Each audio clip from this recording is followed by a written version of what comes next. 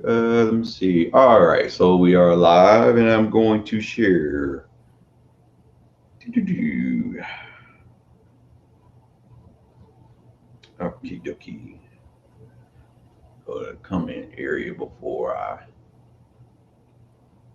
press the thing here. All right, guys. So if anyone pops up while we're sitting up here sharing this lovely information, just bear with us for a couple of minutes. You know how Facebook is, and if you don't mind sharing, hey, please do so. Okie dokie. Just that one share. I think I'm limited to 3 shares, and then that's when all heck break loose. Okay. Yeah, then Facebook want to police me. Let's see. Okay. Group.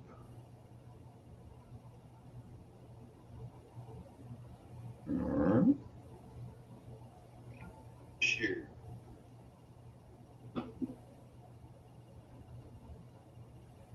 Oh no, I don't want to do that. Let's see. It's not allowing me to do. Oh, Messenger. Okay, there we go. There. There. That person. There we go. That person. Oh, that person more than once. Let's see. All right, yeah, like that. All right. So, all right, guys. Thank you for tuning in to. It's actually not the beginning of the season. It's a precursor to the season. The season starts. The social starts next Wednesday, which is going to be a doozy. It's actually a two-parter. So if you haven't tuned in to our podcast, the first part of next week's episode is going to be on our podcast. Um, Hello, good evening. So, my name is LaRon Williams, and this is the sofa. As you can see, I am on the sofa. Real talk, where we talk about real things, grown up things. So, if your kids are around, you might want to put them to bed, unless they're maybe 18, 19, 17, maybe can get away with it, just depending on how you feel about some of the stuff, topics, or whatnot. But I have my lovely guest today, which she's been on several times, and she's becoming a frequent flyer. She's building up on miles. Miss Evelyn, please introduce yourself. And It is such a pleasure to be back with you. Hi, everyone. If you've tuned into the podcast before, I am Evelyn Whitney, author of the book TruthSpeak, Some Real Reasons That Men and Women Don't Communicate. awesome. And basically, we're going to have episodes throughout the season with her. Me and my baby have the book, and every chapter, once we're done with the chapter, we're going to bring her back on to talk about the chapter. So in the description on the live, you will see her link to her web page where you can go get the book if you're definitely interested in buying the book. It is a great read. And so this is, and correct me if I'm wrong, Ms. Evelyn, that is true point of it is about communication and how we communicate, right? Yes, that is absolutely correct. And many of the people who read this book, they're somewhat looking for relationship advice, relationship tips, relationship tactics. And there are plenty of them within the content. But the crux of it is communication. If you become a better communicator, every single one of your relationships will improve. That includes the interpersonal relationships with your significant other, your spouse. That includes relationships with your children, with your coworkers, with your friends, and even with yourself at some capacity. So we are dealing specifically with communication between men and women, but you can't really separate that out from interpersonal relationships. You know, and with you saying that, it's like I had wrote something down. It said there has been a particular part of life that is being pushed to the side more and more as the years go by, and that part of life we speak of is communication. You know, even though it is needed and used frequently, the truth form of it is becoming obsolete. Can you agree with that? I cannot agree that it's becoming obsolete, but here is my take on how communication has a standing in current societal applications. Many people say that communication is key, communication is important, communication is essential, but they never do anything to improve their communication skills. Why is that? Communication is often considered very abstract in the ways that it can be applied. So because it's so abstract, people feel like because they've gotten where they are with what they know, then what they know must be good enough. And it's not. That explains why so many people talk about the value of communication, but they really don't do anything to move forward in improving their communication skills. They feel like what they have, where they got it, is good enough. And then they don't understand why they have problems in their relationships, in their communication efforts, and in the daily life that they try to live while they talk about how important communication is. Okay, I can see that. So communication at its basis will never be obsolete, but I do think that people are becoming less and less aware of how important it is to communicate, to improve those skills, but more and more conscious of how much improvement is needed. So eventually there's going to be a culmination of these two facts where they're talking about how communication is important, but they're not doing anything. And then they consistently feel themselves lacking in areas where improved communication would certainly benefit. They're going to come to their own head about that. And then that's when they're going to recognize that they need to improve their skills, and where they've gotten with what they have hasn't been enough. And I can definitely agree with that, due to like that's something that was extremely lacking in my, I can't even just say my previous marriage. It's just previous relationships altogether.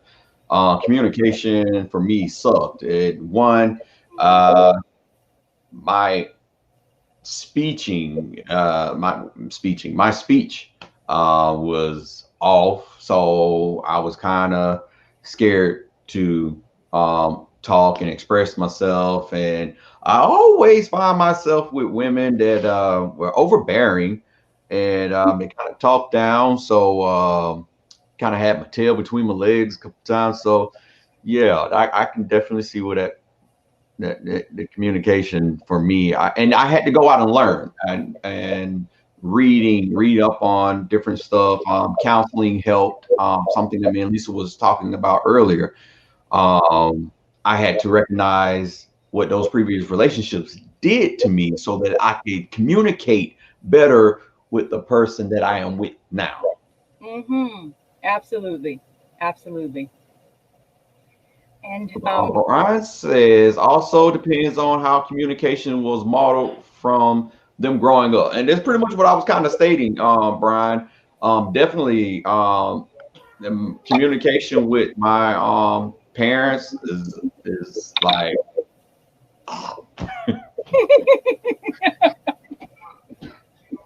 so I didn't have anything to learn from them. Okay. Well, the topic that we are talking about specifically tonight is miscommunication. And we understand miscommunication to be instances where a thought was not transmitted the way that we wanted it to, or that we received something that the speaker wasn't intentionally saying. But in order to get to the expanded problems that cause miscommunication, we have to unpack what communication in and of itself really is. Okay. And I'd like to share my screen, if I may, for a moment, just for a presentation that I have to share with all of us tonight on the topic of miscommunication. Yes, ma'am.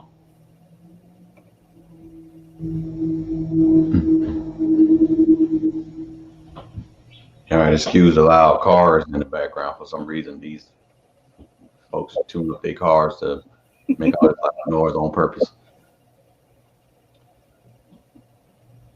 Okay. All right, here we go.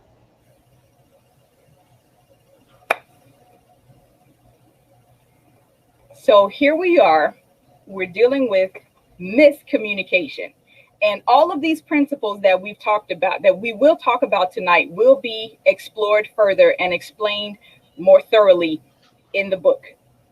If you have any questions, please chat them in so we can answer them as we go. And this is interactive, so we can still continue the discussion as the presentation goes through.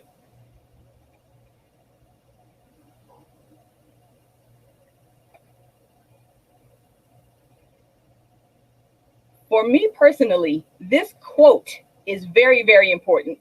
The single biggest problem in communication is the illusion that it's taken place.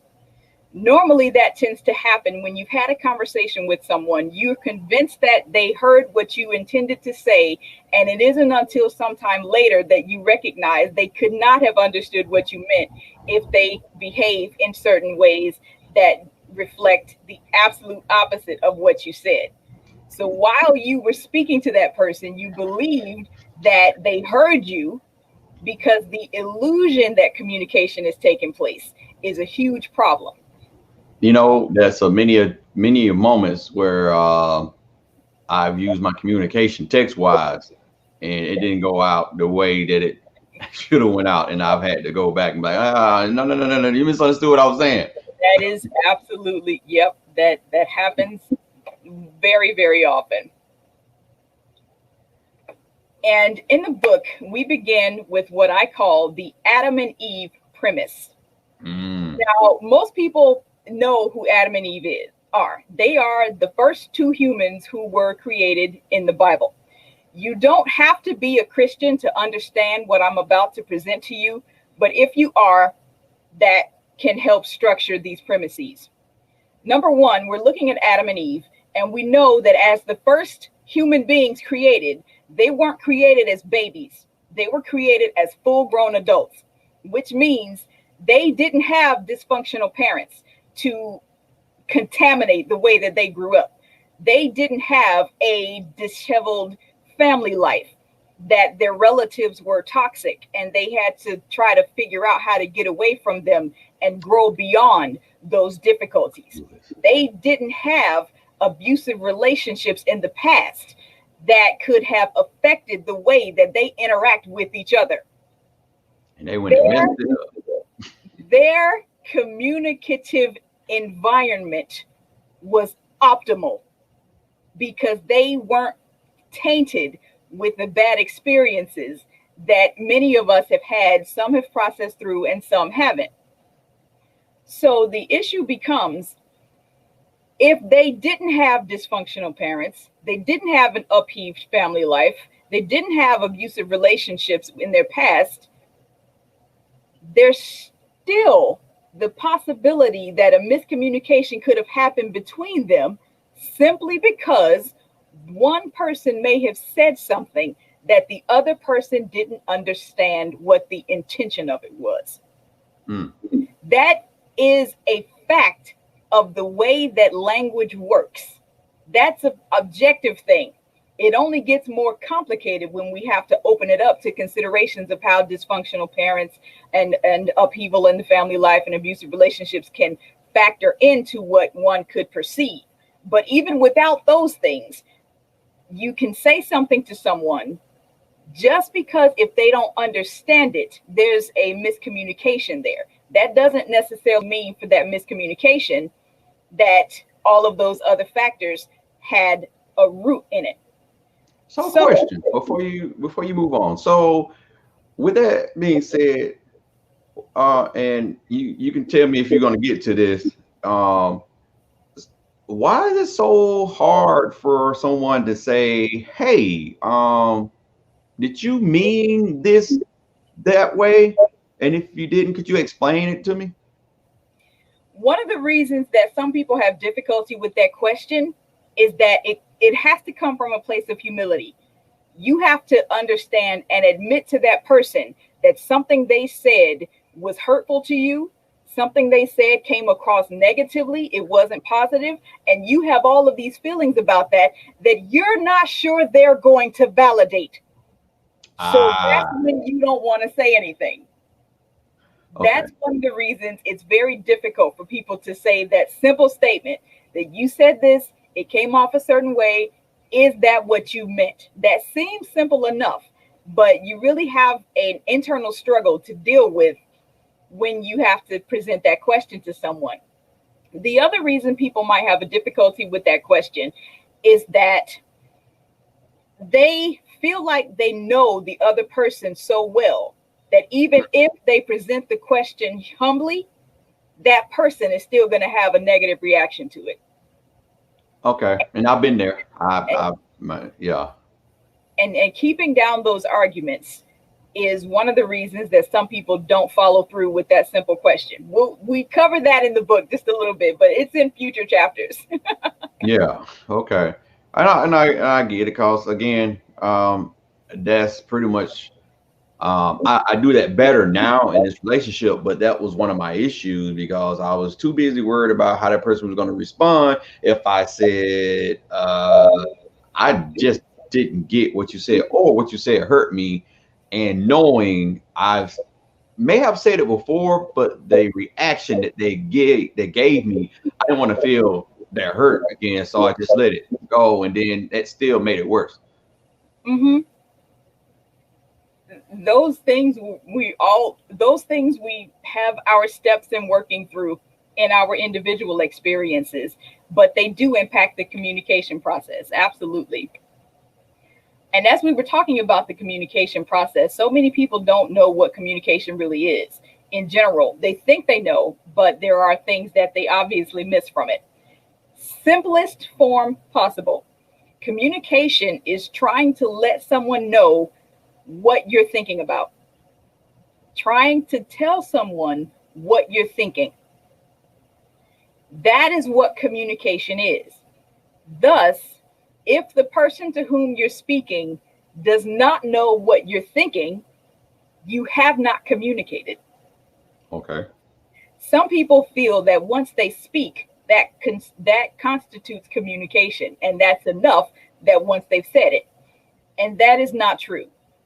Because the core of communication is trying to let someone know what you're thinking and what's on your mind. If they walk away without knowing what's on your mind, you have not communicated. Whether you spoke it, whether you've written a letter, if it was a text message like we were talking about earlier, communication is inherently inclusive of comprehension.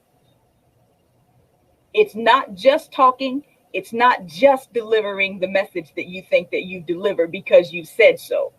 It's almost like if I write a letter and I want you to get it, but I don't put it in an envelope, I don't put it in the mailbox, I don't let the post office carry it to your house, you never get it, and you don't read it. Why do I get to say that I've communicated to you what I'm thinking when none of those steps have actually taken place in order for you to understand? And of course, that was an old analogy for the letters. But the point is, communication is that whole journey, that process, that jaunt where you let someone know what you're thinking. If they don't come away knowing what you were thinking because you have spoken it, then you have not communicated. Yep. That's something, man. I think that's like something that's being done worldwide, especially throughout all this the anger that people have towards each other. Yes, and the miscommunication, and then folks just getting angry and just killing folks. Brian commented earlier to what basically something that you were stating, pride. Yes, that makes it difficult to ask the question and to say, I heard what you said, but I'm not sure if it came across the way you meant it. Ms. Quay says, a very good breakdown, what you just basically stated. Then Brian also added, people who are the senders have to learn how to communicate with the receiver in the way that the receiver will receive the message. Absolutely. Absolutely. Yeah. That takes us right into our next point. Consider your hearer. You have to be deliberate about the way that you're saying what you're saying in order for the person who's hearing to receive what you're saying. That was Brian's statement exactly. Yeah. You know what? That goes back to before we started when I was saying the analogy of about the kids. You know, one kid is smarter than the other, and you know you have that first kid that was born was extremely smart, and you have the second kid that isn't smarter than the first, but you implement the same teaching on that the less smart child, and you have some parents that are calling their child dumb because they're not sitting and trying to understand the hearer of the the problem solving that they're trying to give this person. And I'm pretty sure this child is, many kids are saying, I just don't get it. And instead of trying to figure out a better way that that person hears it so that they can understand, so that they can get it, we just still push it through and they better get it type thing. Yeah. And unfortunately, a lot of adults talk to each other that way as well. Yeah. There are people who say, I said what I said. And that means you better have understood, because if you don't, what you misunderstand is not my responsibility. And that is erroneous. One of the things that we already know that we can do to improve our communicative ability, we already naturally do it when we're talking with children and pets. Exactly what you said about the way that people learn differently. You also recognize that as an adult, there are things that you say to a child that you wouldn't say to another adult. There are things, the ways that you talk to your pet that you wouldn't necessarily talk to the grocery store clerk, you know? Yeah. Because let's say, how great would it be for every person who has a pet to say, hey, doggy, stop tinkling in the house. Go outside and come back in when you finish. Nobody does that because they recognize the pet is not going to understand that point. You shouldn't, but unfortunately, people do that now. It's sad, but okay, go ahead. So in this exercise of considering your hearer and practicing curtailing the way you deliver your message as best receivable by the hearer, we already do it in some capacity. We just need to do it more often. And there's no way to say that doing this is coddling someone or making things babyfied for them. Because if you consider two professional adults, a doctor and an electrician, both of them are competent, both of them are successful, both of them are professional, but they speak different languages because of the different work that they do. Neither of them is prepared to be told that they're ignorant or that they're stupid, because obviously they aren't. So when you're curtailing what you're saying for the best receipt of the person, you're not condescending on them. You're not belittling them in any way. You're not exerting a position of superiority for yourself over them the way that one might imply with pets and children. It doesn't work that way when you're dealing with an adult. It's just the matter of making sure that what you say is best designed for the receiver to hear it. Okay. So, Brian, oh, well, no, that's the other. Quay says the love language or family learning or personal style. Yes. Lisa says everyone has different ways of learning and seeing or understanding the same piece of information. That's exactly right. And those are some of the factors that have to come into consideration when we're dealing with considering your hearer and making sure that what you say is going to be best suited for their reception. We also talk about your audience. When you speak, to whom are you speaking? When you say something, who do you want that message to be delivered to? Talking to yourself has one application in many ways. People just assert that as thinking out loud, but that isn't what I'm talking about.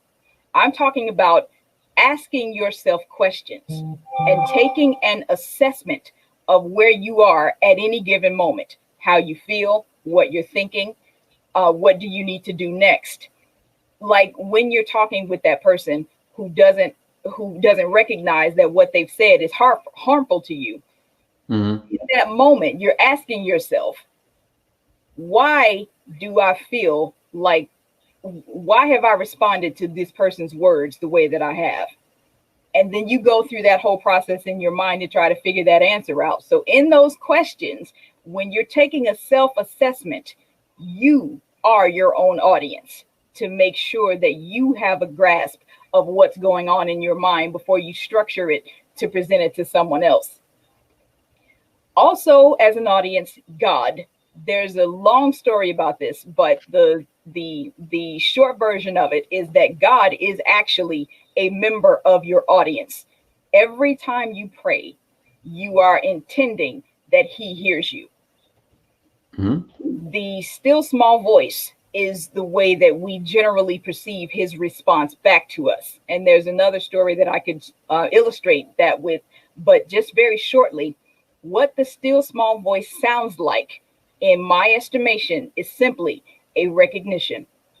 It is something you instantly become aware of that you didn't know you thought before. It is simply a revelation.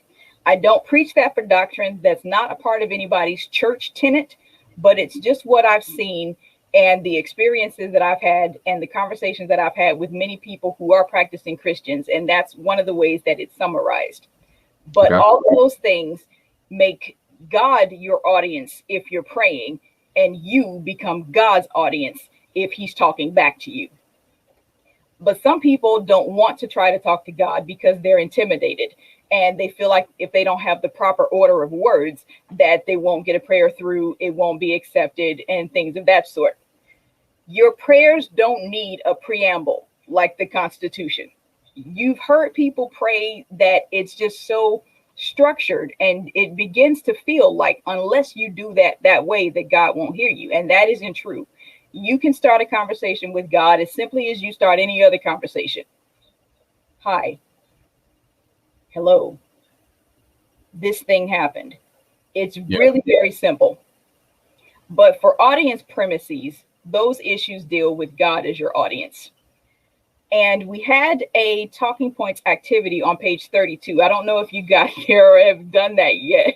But no, haven't gotten that far yet. No.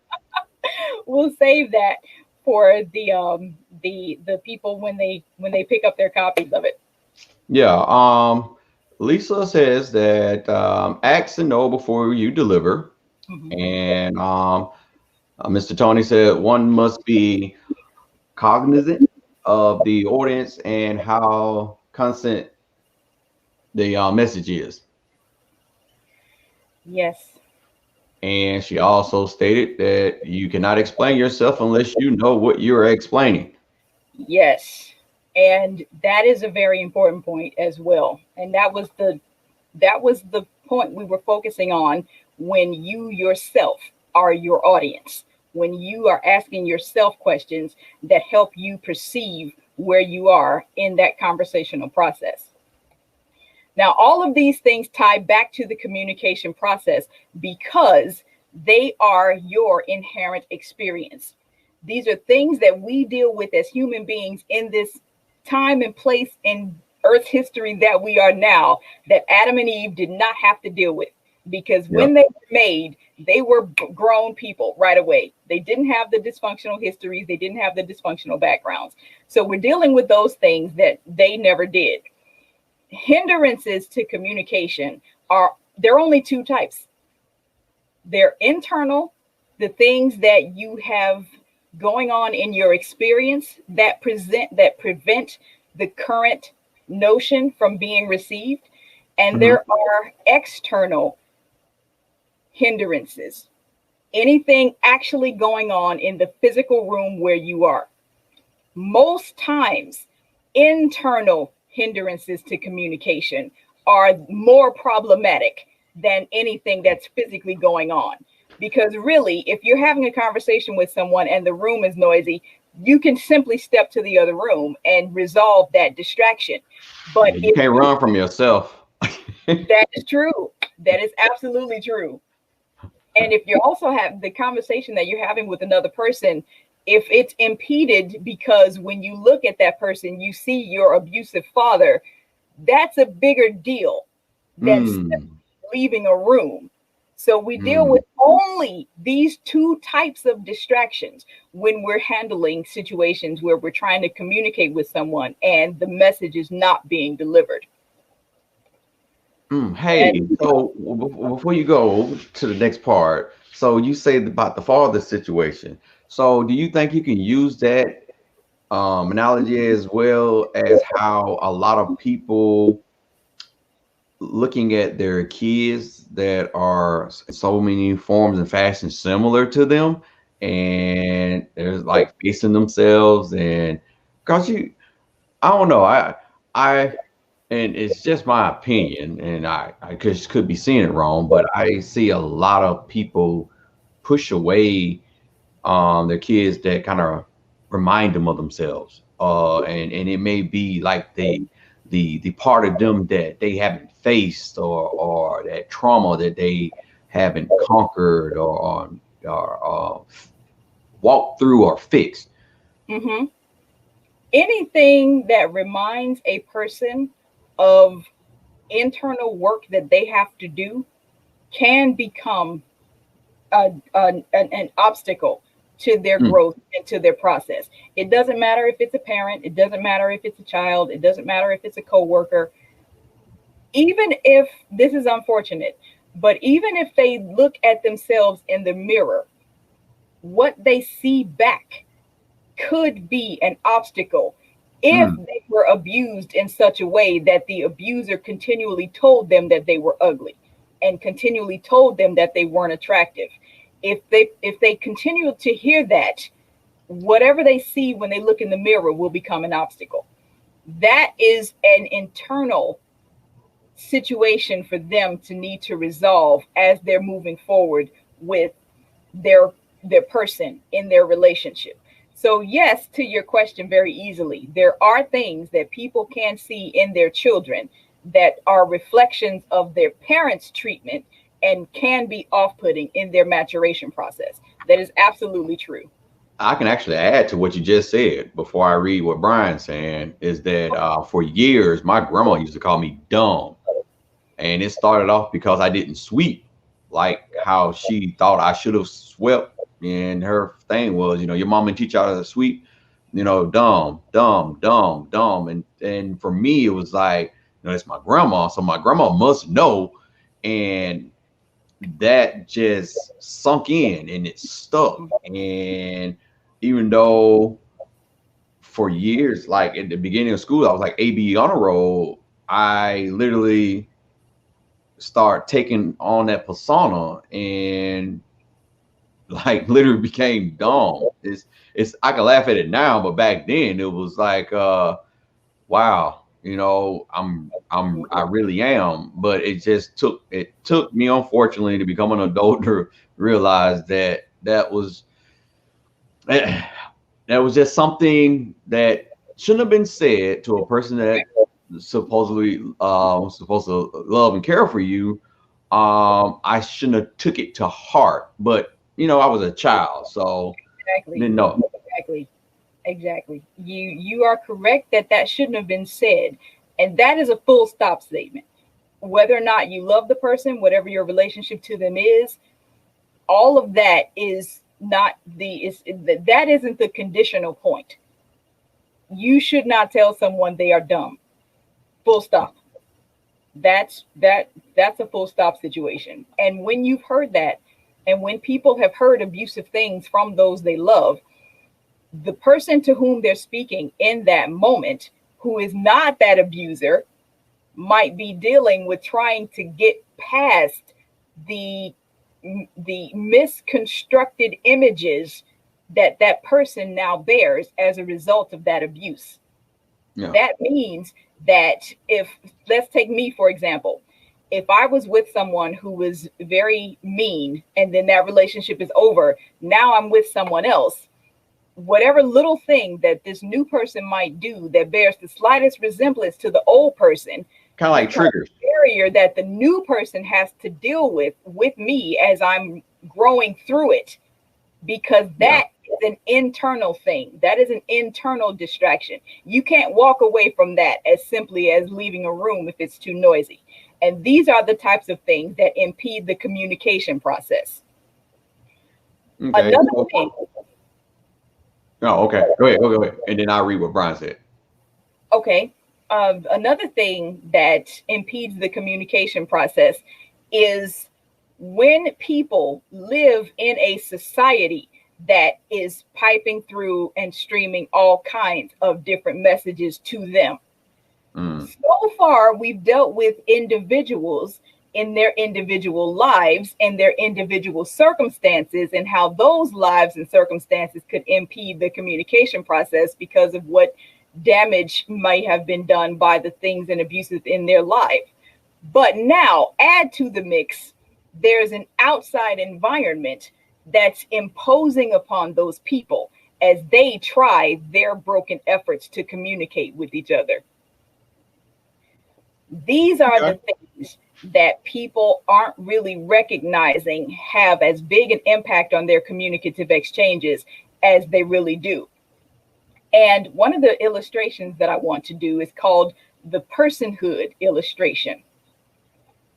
We look at things that we've heard from other people, things that they've said, things we've seen on TV, and they always have the authority. But we know who they are. They are your mothers, your brothers, cousins, fathers, family, sisters, co-workers from TV, music shows. Everything in your environment has the potential to affect the way that you think and behave. This is true when you're dealing with internal things, as well as when you're dealing with those larger concepts of the environment that you're physically in, while your internal struggles are being hammered out.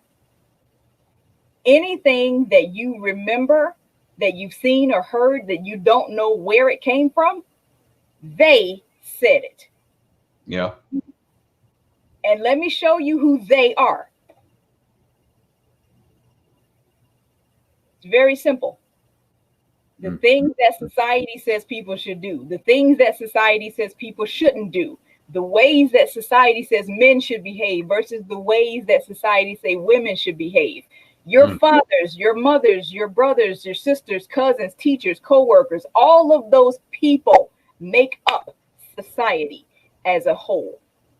So now you're dealing with the impressions of your childhood, things that happened when you were little, potential abuses, on top of being in an environment that imposes upon you its own set of values.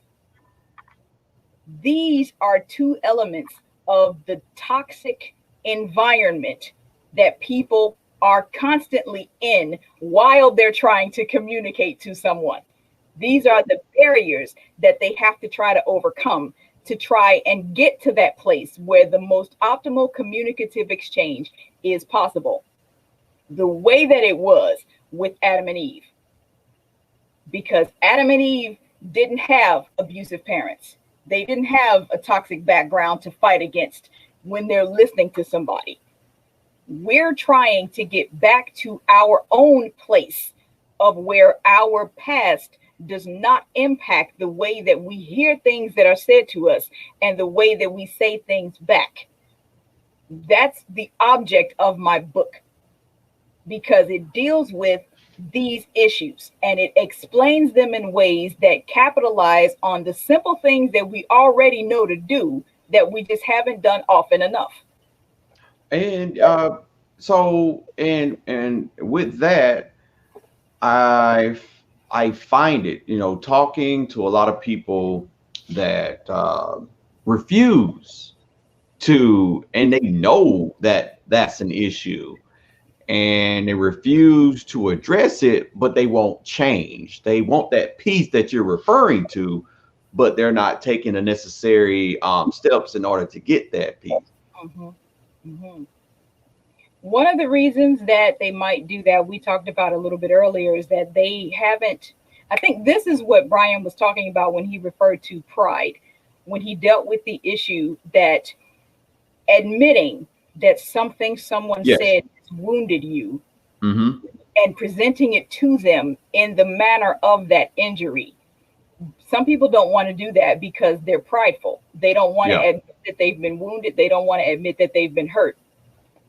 Again, you also figure that people who believe that they know enough and that what they've been able to accomplish with what they know is enough, so they don't bother trying to improve anything because they feel like where they are is satisfying.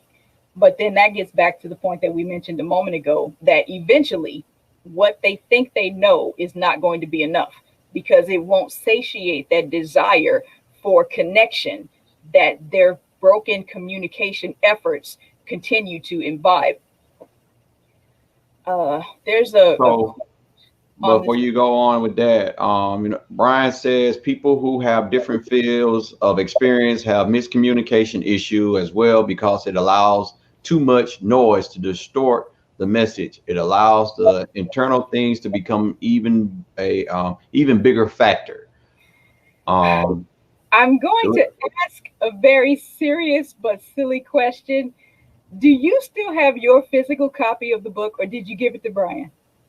No, I still got it. You trying to figure out if Brian got your book? No, Brian. Second time. Brian cannot have my book.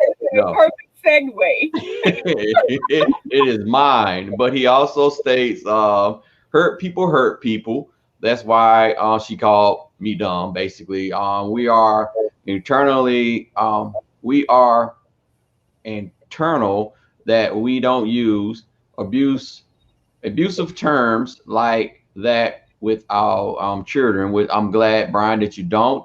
As Lisa said, what people think of what people think of what you have to say. It makes it hard to express your true emotions and feelings because they might not like it or think that you are soft, crazy, or do not know what you're talking about. Yes. And Mr. Tony says intelligent. Indeed, pride is why a lot of us don't want to be honest. Pride is why many, especially men, do not open up to fear of it being used against us. I got mine too. So yeah, but Brian does not have my book. No, I'm not sharing. Right now is the point where I will get into the part of the communication process that I actually feel is very fun. I love to do this. Okay, let's go. This is a physical representation of the communication process. Everybody says that communication is a process. I am going to illustrate that process and show you exactly the components they're involved. Okay, so we're dealing with, of course, we have a man and a woman. Once the guy says something, his words are received into the ears of the woman, and they have to go through her processes that include her upbringing, her past situations, stereotypes that she might believe, whether or not she's matured past those things, and even things that may have happened that morning before she can produce a response and generate it back for him to consider. Now, when he hears her response, he has to take it through the same processes before he can return an answer to her. But if he doesn't understand something, it's not just an answer, it's the question. If she doesn't understand why he has a question because she felt that what she said was clear enough, she asks him a question about why he doesn't understand. So now when he answers that question and responds, she understands where he was, presenting her position in a way that he can filter it in with what his question was. And then we have understanding. That is there's the church that I attend. That thing is kind of like what they call fair fight, and we call a fair fight, and so you present to the person what you need to present to them, and they speak it back to you so that they can make sure that they understand, and then they do the same thing, and then it's easier for, and because I like how you just saying a lot of people speak and the other person is not understood, or they may not try to even understand before they just react and to it just explode. Exactly. And those are the things that obviously will complicate the communication process. But when people talk about a communication process, this is what they mean. When a person speaks, when the hearer takes it and they take those words through their own filters and their own experience and everything that happened that day, and they produce a response back. That response has been given back, now has to go through the hearer's filters, and that happens until they understand each other. That is the communication process. Now, this example started with a man speaking to a woman, but the fact is, the same thing holds true if a woman initiates the conversation. He has to hear what she said and take it through all of his processes before he can generate an answer. Then she hears his answer and takes it back through her processes, and then they continue forward with the question and answer process until they understand what each person has actually said. This is the communication process. Now, mind you, watch this. We're just dealing with these two people. We have the man and the woman, his experience and her experience. What happens when you add another component to this?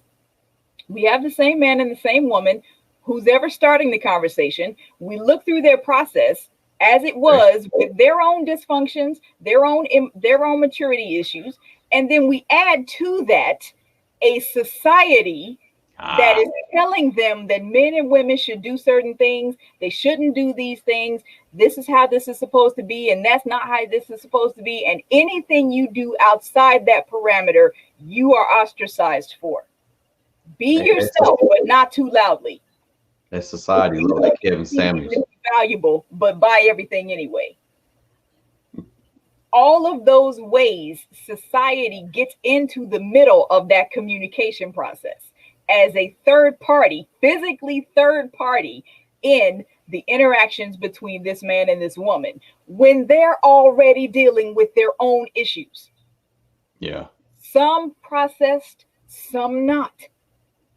It really is a miracle sometimes that when people get to the point where they hear what a person said and they can enjoy the conversation. And that's all. And it's just that simple. It is, and it is so weird. And me and Lisa, I enjoy our conversations, and so it's not that I didn't enjoy conversations with people prior. It's just the fact that having someone taking the time to try to understand where you're coming from, and then me doing it and vice versa as well, makes the conversation even more intimate. Absolutely. I feel. Absolutely. And you are absolutely right.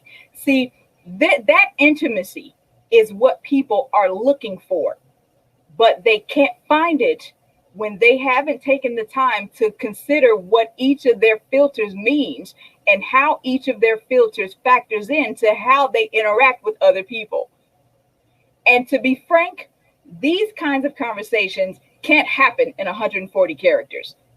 You're not going to get this much substance when everything is microwave society. And that's what's going to bring people to that culmination where they're overwhelmed, where they feel hopeless, and they have all of these different anxieties about situations that they have within their own ability to control and mitigate, but they won't. Some people won't because they don't know how. This is their answer. That is a point blank statement. Some people won't because of pride, as we talked about also. But that's a separate issue that they will eventually have to come to their own resolutions about if they ever want to grow forward out of those traumas. Now, with all that being said, let me tie this back to the original premise. We've explored the communication process from the individual's perspective. We've explored the communication process from society having its own impositions on those people who are trying. Now, what is a miscommunication? Starting from where we began, a miscommunication very simply is any or all of these factors as a whole or in part combination with every person's experience that renders their understanding of something someone said incorrect. That's what a miscommunication is. It is a monkey wrench in that process. When you presume that each person has done the work to get themselves back to that state where they can communicate in their most optimal levels, like they've processed through the dysfunction, they've processed through the abuse, they've processed through the mislabelings, they've processed through all of the mistreatment that they may have grown up through and have recognized this is over here. These things may not be what this person who's talking to me now has anything to do with. If they have put themselves as far as possible in that Adam and Eve situation where they're not tainted by the past dysfunction, a miscommunication between those two types of people is simply this, what we're talking about here. Something was said that the other person didn't intend, or something was received that the other person was not trying to intend. So it's kind of like one of those things where when you have the woman asking a man to do something, and when she leaves and she comes back and it's not done, or it's not done correctly because it's not done how she thinks it should be done correctly, and she didn't take the time to say, baby, so do you kind of understand how I would like for this to look? One of the ways that situations like that often become a seed which germinates into resent unto that person is that people take for granted that the person to whom they're speaking knows everything that they themselves know. If I ask you to go to the store and get me a broom, I'm assuming that you know the kind of broom that I want. So when you bring me back one of the handheld brooms, when I needed a big push broom for the driveway, I'm angry at you because you didn't do what I asked. Okay, so with that being said, that you knew the same thing that I knew, I would not have said that to you. Okay, so with that being said, I listen, and it's so funny because I listen to my mom and my dad go through the same thing, and my mom surprisingly understands this about my dad. So my mom will write a list and say, "Hey, so I got this list. Do you mind coming here so I can explain it to you?" "Ah, girl, I already know. You ain't got to read it to me." He takes the list, goes to the store, then comes back without what he was supposed to bring back, or it's something similar to what the list said, but not the exact thing. And so Now the animosity is towards my mom because my mom was like, I tried to explain it to you, but you didn't want to listen. Right. Exactly. Exactly. And those types of things have to be stopped in our own experience Mm. to prevent miscommunication with other people. And that's one of the other things. I'm going to say this specifically about my book right now. A lot of things that are geared toward communication and relationships, they're pitched toward women as if women are supposed to do all the work to make a relationship happen and functional. This book is designed for men to have to read too, because men grew up with backgrounds that influence how they think. Men grew up with certain stereotypes that impact what they think is right and what they think is wrong. Every person has to take this inventory of themselves and make sure that when they are trying to communicate, they are moving from the most optimal position of sharing a thought that is possible under the circumstances. And again, this type of substance you're not going to get in 140 characters. You can't synthesize the work that needs to be done to get people to the place where they're able to have these kinds of dialogues with themselves and with others for the growth of that interaction. Tony said it best. Emotional labor goes both ways. So I hate Yes. to hear a man sit up and say a woman need to know her place and she need to sit down, and the man ain't is emotionally connected to himself. And thank you, Tony. Yes. Absolutely. Absolutely. And as we began speaking about communication, we've come full circle with not only what communication is, but how miscommunications occur, how they can be resolved, and what the optimal communicating environment would look like. Does anyone have any questions over the things that we've covered so far? Yeah, we have a couple of minutes, guys. So if you do have a question, we'll try and answer as many as we can before we end this lovely show that Miss Evelyn debunked and unloaded for us. Great information. If you know anyone that may need this information about miscommunication, because there's a lot of y'all out there that need some communication about miscommunication.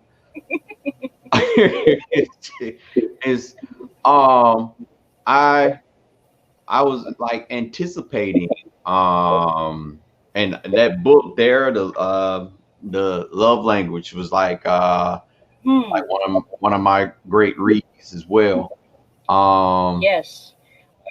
We'll be giving a presentation on the 5 love languages this coming weekend. You can actually, we don't have a question yet, so you can actually explain it. So Oh, wonderful. Okay. Well, many people are familiar with the concept of the 5 love languages, but for a very quick preview of this weekend's presentation, we're going to deal with what they are, how they function, and what the maximum benefit of knowing your significant other's love language will yield to your relationship. okay, well, we do have one question. Tony says, okay, to the author of TruthSpeak, have you seen communications properly executed by a disciple of your book? Yes, Tony, thank you for that question. A friend of mine was one of the people who bought one of the first copies, and she told me that after discussing the material inside with her boyfriend at the time, it enabled their relationship to become stronger. And they then were able to identify relationship areas in their relationship that weren't getting the attention that they should have been getting when they thought everything was okay, but continued to run into a problem. So absolutely I have. I've seen people who have benefited from it. I've seen people who have said back to me, this is great. I wish I'd had this a long time ago. But the specific testimony that I shared was one that was related to me from my earliest days in 2017, I think, when she bought the copies from me. Well, Tony, I'm here to vouch that I just started reading the book, but I've had her on the show a couple of times, and I'm pretty sure some of the stuff that she was preaching basically stemmed off the book, and it's great information. So, and a lot of you guys don't know, but for you guys that are watching or may watch later, we're gonna visit her book after every chapter that me and my fiance read. We're gonna go bring her back on, and she's going to go through possibly maybe another PowerPoint or whatnot of that chapter, because I wanted to bring this to the sofa after going to her book club. We missed like the very first part of it. We were able to catch some parts of it, but I wanted to bring it to the sofa because, like I stated throughout the show tonight, and she stated how we say something to someone else, regardless if it's a friend, a lover, family member, co-worker. We say it to them with the understanding of they should already know what I'm saying to them. Right. And that's not true. And for me, I think that's the reason for everyone being so sensitive now. Everybody is so freaking sensitive, where you can say bye wrong and they just automatically just go off the hinges. Oh, that's how you gonna say bye to me? It's just ridiculous. So I hope you guys continue to watch the other episodes. Actually share this. And like I stated at the very beginning, the Soul for Real Talk is first episode will be next Wednesday, where we're going to kind of be talking about how the different dynamics of how society is telling the woman to treat a man, how a man should treat a woman. And I'll be the first to say it if no one else has said it. A lot of it is hogwash. Is I Agreed. the ideal of head of house is so wrong. The society has built up man, and I mean man, not man and woman, just singly man, as to be this inferior person, and that everyone should bow down to particular men, not all men. And that's the other thing. It's not that it's saying society is saying all men should be bowed down to. It's particular men. And if you don't have this status, if you're not in this quota, then you're not that person that you should be bowed down to. And I'm tired of it. And so this season is really going to be about really getting deep into sensitive things that people are scared to talk about. And I really could care less how people feel, the attacks, because there's going to be some titles of these episodes that are probably going to make people cringe or make people look at me sideways. And I'm up for the challenge. I'm just tired. So. Well, I look forward to the times where I will be back. It is always a pleasure to speak with you and field the questions from our viewers. Of course, if you have any questions, you can definitely reach out and keep in contact for other events that are coming up. I'll definitely be back here on some more shows, and we'll move through the book as they're moving through, talking about these various issues. And I can't state enough in echo of what you just said about how important it is to deal with issues that people don't necessarily want to because they're sensitive. But it's those issues that are the causative factors in most of the problems that people have. So as long as we continue going around treating symptoms, the core issues won't be addressed. And as we get into those core issues, the hope is that people will hear what we're saying, grow in their own ways, and embrace these things to put them in the position to optimally communicate. I like that. Core is just like you can sit up here, like with my multiple sclerosis. I can sit up here and go to the doctor and get pills for all my symptoms. But if I really don't go to the core of my illness and try and handle that situation, I'm just gonna be constantly be prescribed drugs, and that doesn't help.